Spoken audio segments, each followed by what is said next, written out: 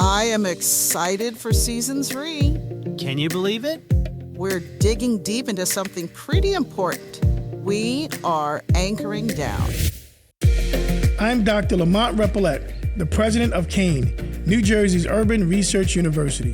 This is Urban Impact, a podcast where we examine the complex issues facing urban communities through meaningful conversations with scholars, community leaders, and others who are driving change. Recorded and produced on our campus in Union, New Jersey, this is Urban Impact. Here are your hosts, Michael Salvatore and Barbara George Johnson. This season, we are focused on anchor institutions and the partnerships that are making an impact on our communities. And who better to kick it off than our own esteemed president here at Kean University, Dr. Lamont Repollet. Kean University is leading the charge as an anchor institution, and today we're diving into what that really means. We are thrilled to kick off season 3 of Urban Impact with our esteemed president of Kean University, Dr. Lamont Repollet. Dr. Repollet is a leader in education, having served as New Jersey's Commissioner of Education before taking the helm here as Kean University's 18th president and first Black president. Under his leadership, Kean has grown as an urban research university, making real impact in our communities as an anchor institution. Kean is a minority serving and a designated Hispanic serving institution with, get this, about 18,000 students across its campuses, including its main campus right here in Union, New Jersey. Dr. Repollet, thank you for joining us today. To get started, I would love for you to lay a foundation for our entire season right now for us as we talk about anchor institutions. How do you define what an anchor institution is and its primary purpose? Well, thank you, Barbara and Mike, for having me here today. Honestly, this is my first time here. This is our 3rd season. So for me, I'm just wondering, what took you so long to invite me? I mean, season 1 and season 2, I guess, I don't know. But I'm just, I'm not in my feelings, right? I guess, but I'm just wondering why it took you 3 seasons. We need to talk about that. We need to talk about that when we do your performance review, Mike. No, when You always save the best for the middle. So, that's for the middle. I like middle. that. Honestly, seriously though, I mean, that's a great question. I think I get that question a lot, Barbara. So if we look at what an anchor is, right? We understand a lot of ships, when they're in port, they dock themselves and they lower the anchor. And the anchor keeps them in place, right? So the boat doesn't move left or right, but it kind of stays there. So if it's drifting, no matter, it still remains in the same position. Just historically, if you look at, I'm going to speak on African-American, right, experience. You know, the Black church has always been the anchor that when times are hard and rough, you go to the church, right? You lean on your faith. And when you don't have any money, you go to the church. You get the food, you go to the food bank at the church, right? When you don't have a place to go, a safe place to go, you go to the church. They have Sunday school, right? They have activities after school. They have a safe playground because people, it's very hard to desecrate a church. I don't care how criminal element you are. It's very rare that a church would be desecrated based off of someone. So that's always been a safe haven, the church, right? And so if you look at that, African Americans in general, people of color sometimes, you know, when you have discrimination, racism, prejudice, when the system is not designed for you and sometimes designed against you, then you go to places like your HBCUs, Historic Black College University, that are created to create avenues so folks can go to school in a safe environment, right? I mean, my question for you is, was segregation as good as people say it was? Desegregation was as good as people say, right? You know, we found more Black wealth when things were segregated. So when you look at the church as an institution, right, you're looking at that. So to me, in my mind, this is all me, right? Then I look at this university as that anchor institution, as that salvation, as that church, right? As that beacon of hope in life for folks who don't have underserved communities, folks who are in places that they want to get out of. But if I go to school and I get that education, it can change the trajectory of my life. I can climb higher, right? So for me, it's the institution. It reminds me of the church. So if you think about what an anchor institution is that no matter what happens around it, that institution still stays there, right? So institutions are bigger than individuals. And if you look at institutions, so an anchor institution is usually defined by the workforce, right? The number of people that they employ, right? They're usually defined by the amount of money and revenue that we generate, whether it's our students, whether it's the folks that are spending money there, the students on campus, faculty spending money within the community, and also the number that they, as far as their taxes, right? So it's a bunch of things. Then also the cultural side of it, right? You're looking at anchor institutions provide cultural activities for people in the community as well, too. So it becomes like this beacon of this hope of opportunity, and people see anchor institutions. So now you have hospitals or anchor institutions that only serve large amount of employees, right? And so I think that's one thing. But we also look at economic development that happens as well, too. But more important, a lot of folks, when we look at anchor institution, we want to focus really on the workforce. I think because we do a lot of things in regards to what those definitions are as far as, employing a number of folks in the community, cultural activities we have within premier stages and our events and conferences. However, a lot of folks don't look at the fact that we are preparing the next workforce, the next generation of workers. And I think, to me, that's when we talk about anchoring down. And then the second part of that is really the resource that we provide others within that community, right? How are we making the impact? I talk about the rising tide lift all boats. So that goes to how do we support that community to where we're uplifting everyone within that community, within our ecosystem of what we can control, right? And I think that's important. So we tend to forget about these things, the institutions, right? They're long-standing, historical, but we always think about the people, but never the institution, right? And in the book that we read, Built to Last last academic year by Jim Collins, he talks about institutions, but how do you build to last? Institutions that separate themselves from others, right? Distinguish themselves. And if you were to remove that institution from that community, what impact would it have? Would it be negative or positive, right? And when you're looking at distinguishing yourselves or some distinction you have, it's very hard to replace something that has been of excellence, a distinction, or someone has been effective for years. So I look at this all together. Urban research designation, right? Rising tide lift all boats. I look at anchoring down within the community, and I look at how we provide resources and what impact do we have on that community. So I use the word anchoring down because the goal for us is to really hunker down it's an action, right? Anchoring is a verb. It's actually, so it's not anchor institution, but anchoring down. So we need to now demonstrate to the community and to our ecosystem, what is anchoring? What does it look like, right? What is our definition of anchoring down? And anchoring down is really working with this our John Watson Institute, right? Public policy, urban policy research, and really making the policy impact. And then we're looking at our practice, right? Things that we do within that. How does the policy affect those individuals? And then we look at our performance. So I think the 3 Ps we're looking at: policy, practice, and performance. I think that all kind of gives, if we do it right, we operationalize these goals that we have, right? And if we look at our core values, right? Our core values, one of the things we talk about is public impact. We talk a lot about equity.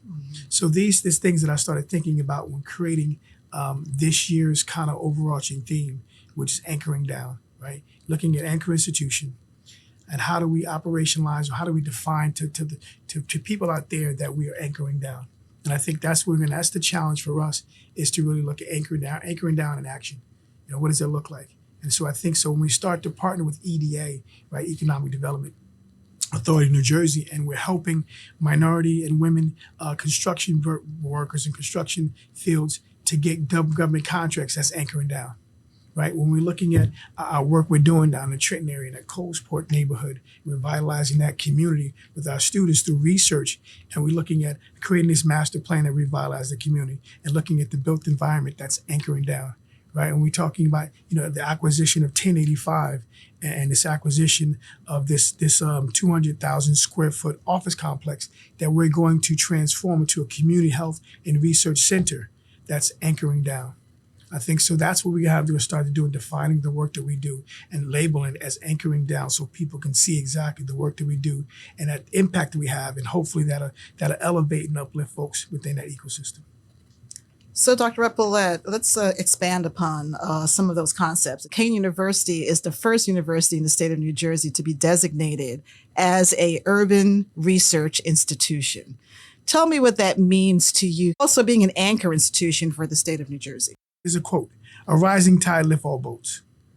And I think that if we focus on urban centers, right, throughout our state of New Jersey, and we make an impact there, then that would lift up the state of New Jersey, right? Because we understand Governor Murphy always talks about the impact that our urban communities have on our state.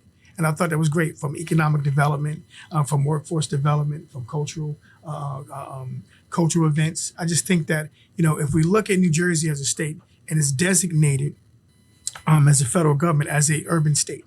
So that was my thought behind it. Like, we're an urban state. Not a lot of people kind of recognize that or knew that we are an urban state, but I knew that.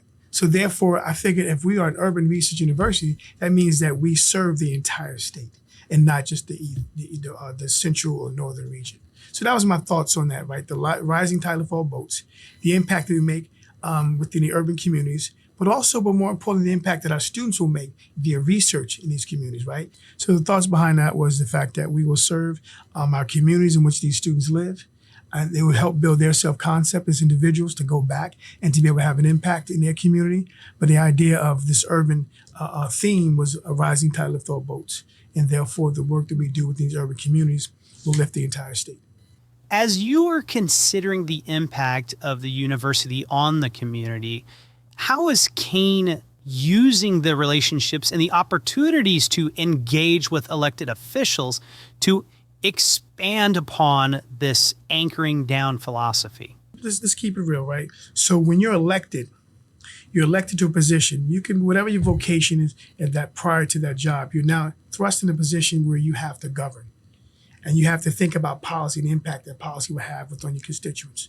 So what we do with the Watson Institute is provide policy support, right? Looking at these overarching themes such as housing, food insecurity, public health, and realize how can we help them best benefit their constituents, right? Maslow talks about food, clothing, and shelter as being the lower physiological needs of man, right? Which we all call, that's the basic needs. And I think that for us, the more we interact with those in the community, the more impact we can have through our position of policy, right? Because policy governs. Policy helps govern. It's the framework, it's the standards in which we move by, right? And so for us to be thought partners, and then we're looking at, okay, what does that mean? So now we take our faculty and our staff and our students, and we provide not only the theory but the research to support it, right? To say, if you do X, Y, and Z, this is the research that will support why you're doing that. So now you have an array of data points that you can look at to be able to decide what's going to best benefit my constituents. And I think that's what we do well. Right? For over 30 years, the Watson Institute has been providing research and policy support to urban mayors. And they have been making impact over the years, right? And some of the decisions that they make, you can look behind the scenes, it's the Watson Institute, now the Watson Institute at Kean University, making an impact of those policy decisions. But more importantly, though, I think that the piece that we tend to miss is the human capital, right? It's the individuals that we work with. Right? Really, get into a place of understanding, but also making sure that we can take, because we are an institution of higher learning, and we can take our students and now thrust them into real life scenarios, right? Versus theory and practice, and give them the relevancy, that's the practice piece come in, and give them experiential learning now to help build up on their knowledge base. And that's going to inform their decisions of what they're going to do with their career, and inform and help build their skill sets. So I think that's the beauty of what we've done well here at Kean University with the marriage of the Watson Institute, is working with an entity that's already established, right? Gives us the credibility of calling ourselves an urban research university, because now we are in 32 urban centers. And not only we're in 32 urban centers, we're actually helping to make them realize policy decisions and the impact that those policy decisions make within the constituents. And then we add our students and our faculty and staff to support them, right? So we're the underbelly of what they do. And we don't get the shine, right? Because, when you're the lineman, the quarterbacks and the running back and the receivers, they get all the play, they get all the shine because they're the face. But if you look behind it, it's always the folks that's supporting them behind the scenes that's making an impact. So the Watson Institute and Kean University, we're the linemen. We're behind the scenes making the impact that people don't see, but we're just as important as the folks that are out there being the stars of the show. creating the infrastructure. What I like about the explanation is that you have closed the loop in terms of social science, economics, and education, right? How do we ensure that we are identifying the policies, we're looking at how policy is implemented, we're bringing education and research into ensuring that the policy and implementation on the ground makes sense for community and for the growth and development of our society, right? So it's a nice closing of the loop. I think Kean is taking a comprehensive look at society and making changes on education based on societal needs. And, that's, I think, a key point to what the president just shared. But it also goes back to Barbara, we're talking about, anchoring down, right? And that's another example, really looking at that, because we understand the basic needs of man, right? Which is simple, the basic needs of society in general, whether it's an institution, whether it's a city, it's still food, clothing, and shelter, and education, right? We need to add that in there. And so I think that once we can kind of get those large buckets and ideas and things together, and we can kind of work on those things, then life becomes a little easier, right? Because from an economic standpoint, if you have the money now, you can go out there and buy food. You can go out there and purchase a house, or generate wealth by owning homes, right? By owning things. And I think that's important. So, we really focus. We took intentionality is the word I use a lot within my cabinet and the executive team, is being intentional about the work that we do, right? And almost like laser focus on that. And that comes with using data. Really comes with identifying, right? Sometimes we make decisions at points and we don't have the data, the information, the research to support why we're making a decision. But we've done a lot to really kind of clean up the area that you're in, to really clean. So thank you very much for the work that you and your team are doing over there. You've really given us clean data. And I think we've always been a repository for data, but never really have been confident and really about the data we receive. And I think now we're making making more data-driven decisions based off of data which we all agree upon, or we all feel are reliable, and we all feel comfortable using. I think that's it. And I think that's why now we can be more intentional, right? We're looking at the data. For somebody who keeps talking about anchoring down, you're everywhere. I'm following you on social media, and so do our students here and our faculty. You're everywhere. You're touching points not just in different counties and different cities, different states, different countries, different continents. And the awesome thing about that is there's seems to be a steady tone of service. And when you were talking about being an anchor institution today, it's really refreshing to hear higher education talking about giving back in terms of helping support policy through government, giving back to even businesses. How can we support that? And where's the reciprocity of support? And then probably something you've been passionate about, it's been my passion for decades, is education. Not just seeing pre-K through 12 spaces as a partner to get the next group of freshmen or transfer students, but looking at education and saying, what are the big problems that exist? And how can we at Kean University anchor down with you to help unveil those issues and those concerns and solve them potentially by expanding our doctoral level research, by expanding our research in our graduate programs and undergraduate. There's a tone here at Kean University that it's not just about scholarship and teaching, it's also about service. And I applaud you for doing that. But tell me, where did this come from? Where did the spirit of service come from? Is this where we're at now with Kean? Well, the spirit of service has always been Kean. Kean, if you look at their mission statement, 1855, right? They started off as Newark Teachers College. So they were created. So people don't know this, that the college was created as a master's program to support teachers, teacher development, and teacher learning. So those folks who worked in Newark public schools, right? They had a place to go to actually better themselves as far as their vocation. And so it started there.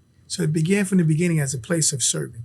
And I think if you look at our past mission statement, our current mission statement, which is really just pretty much synthesizing what was currently there and just taking 2 pages and making it into 1 paragraph that people can kind of memorize. If you look at that, it's really, the DNA is about service, right? It's about academic excellence.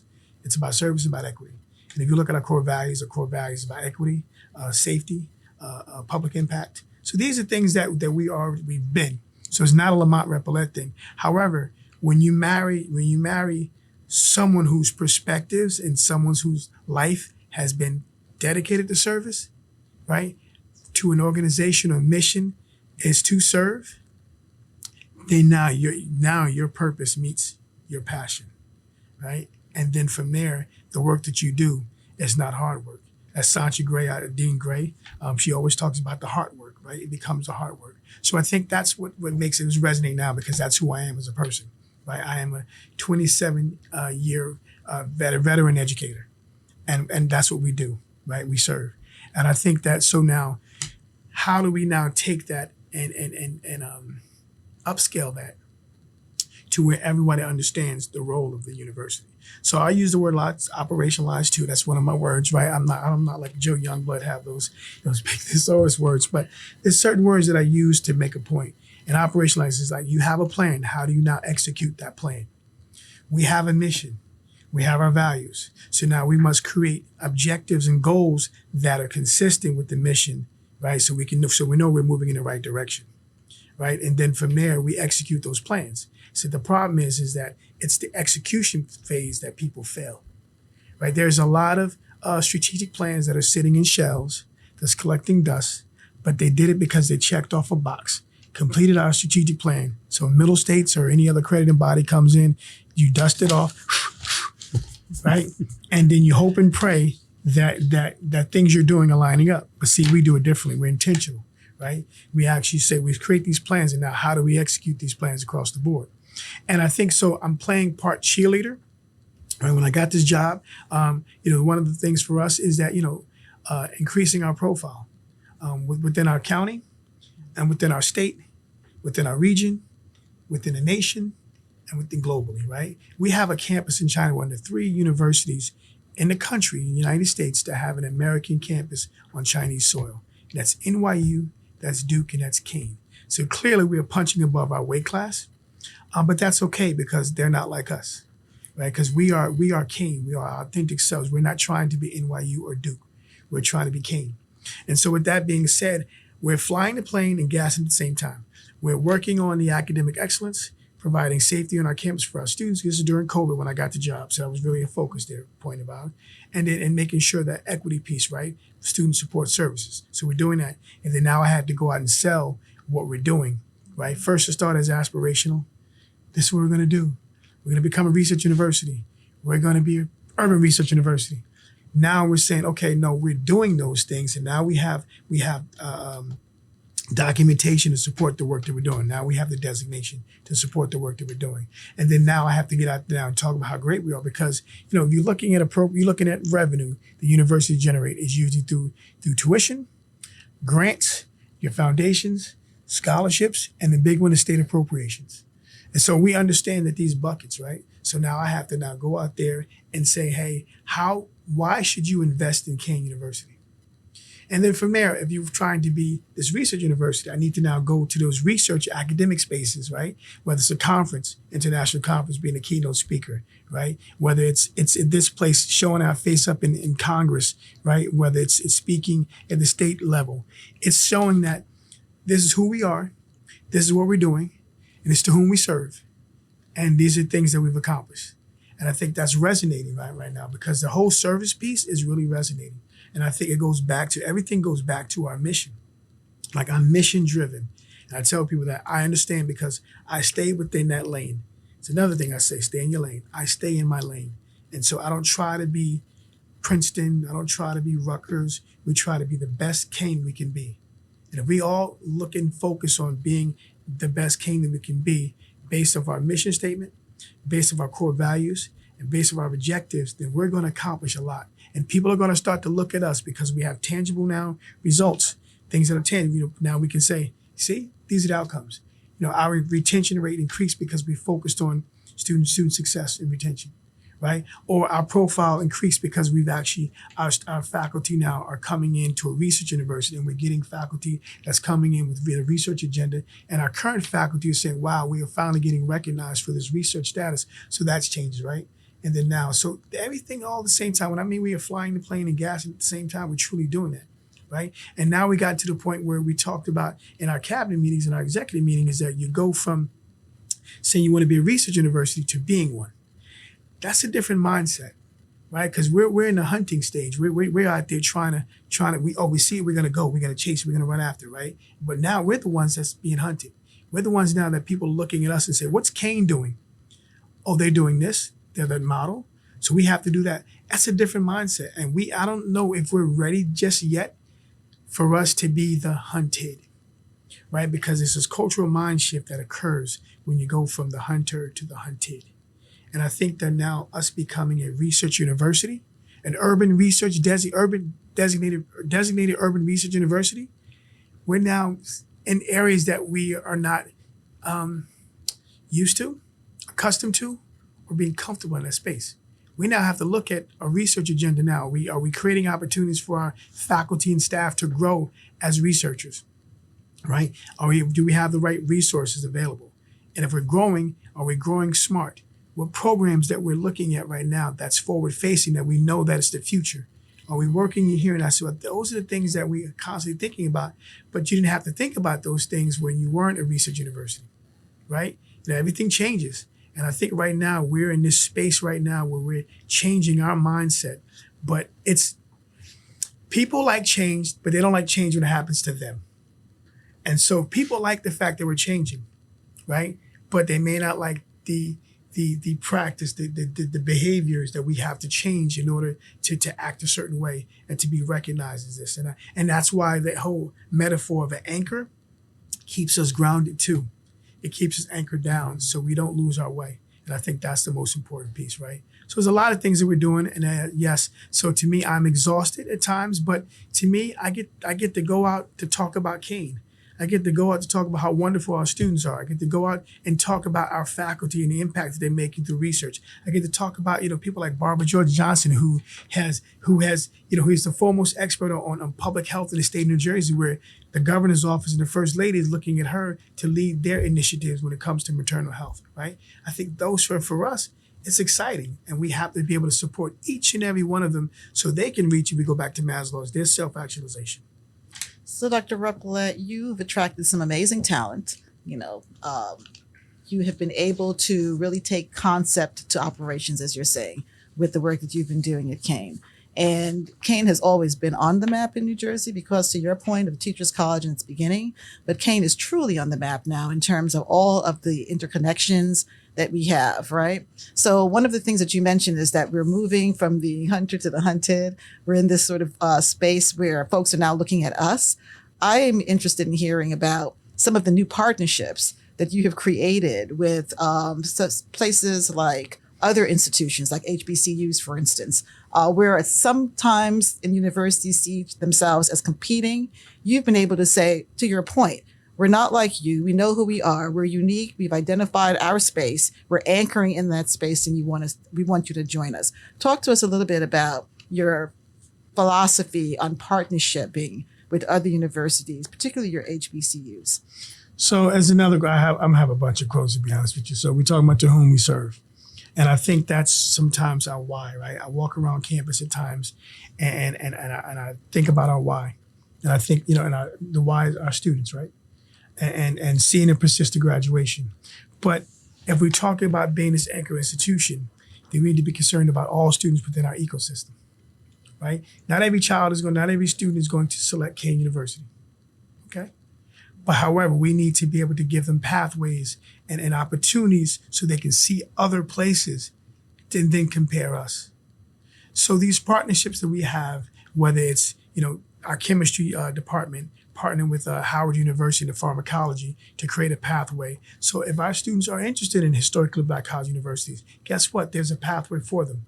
Or whether it's us partnering with the HBCU NYU Football Classic, right? Where we're exposing students to the culture of historically Black college universities. Or if it's maybe hosting the largest HBCU college fair on campus, the Bernard College Fair on campus. See, for us, I look at it as not competition. I look at opportunity for us to participate. So when we partner and participate, we have all these students that are walking around Kean University and seeing our university, but we're still saying, hey, we care enough about you that we're going to expose you to all these other colleges, and then we're going to tell you why you should come to Kean. So it's intentional, right? Or we're going to partner with these historically Black college universities and opportunities that way, because as a diverse university, one of the most diverse universities within the Northeast and in the country, we want to be able to celebrate the diversity, because the same challenges that HBCUs have with their students, Kean has. Same challenges. So we want these kids to understand, from a cultural standpoint, we want you to understand your culture. We happen to be fortunate enough to be a minority serving institution by the federal government designation and a Hispanic serving institution, right? So we need to be able to ensure that we are exposing our students to the culture in which they grew up in, or they're accustomed or they're proud of. And I think so when we partner with, the Telemundo, or, the Hispanic Chamber of Commerce, or Hispanic Association of College Universities, right? We're now saying we recognize that we are a Hispanic serving institution, and we have a population on campus that would love to see you participate in some of the things we're doing. We would love to be able to expose them to other students in other parts of the country that look like them, right? So it's not just HBCUs, it's diversity.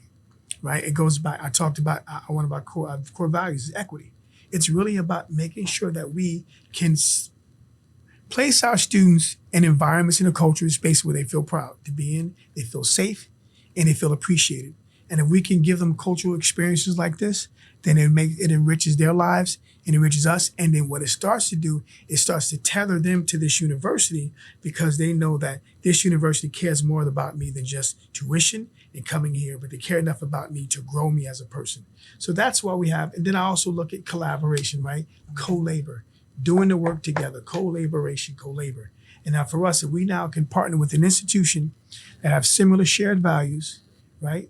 And have similar demographics, then guess what? We can partner together, because we can learn from one another. We can learn about, what are you doing in regards to eliminating equity gaps? What are you doing for persistence to graduation? How are you impacting? How are your faculty and staff looking at when it comes to cultural competency when teaching a Hispanic or minority serving institution? That's why it's important that we expose ourselves. And that's why it's important we all have a seat at the table, because at the end of the day, it goes back to whom we serve. I don't know about you, Barbara, but I could sit here and talk about this for hours. Oh, I could stay here all day. Well, I want to end the episode with one last question, which is, why do you think that Kean University is having so much success right now as an anchor institution? Because I think we're resonating with all folks. I think in the past, we might have only resonated with one particular population. But since we're emphasizing Hispanic serving institution as a designation, minority serving institution as a designation, you look at our literature, you look at our marketing, it's very diverse.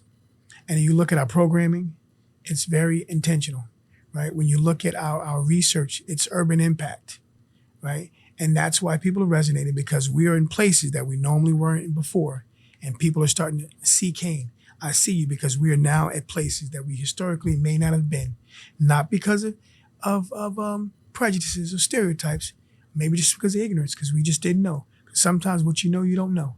And I think right now we're being intentional about being everywhere, because we want everyone. I had a meeting today, and in a meeting I said, one thing I love about Kean, you would think that you're in a predominantly white institution at times. You would think you were at a historically black college university at times, and you would think you were at a Hispanic serving institution in any given day, in any given time, because there's pockets of individuals. And I like that, because those pockets of individuals, they have their own place. And when you look at our literature, it resonates with them. We're the only university, I think, that I know of that's really focusing on being an anchor institution. Other universities talk about public service, and other universities talk about research. But we're focusing ourselves on urban research, urban impact, right?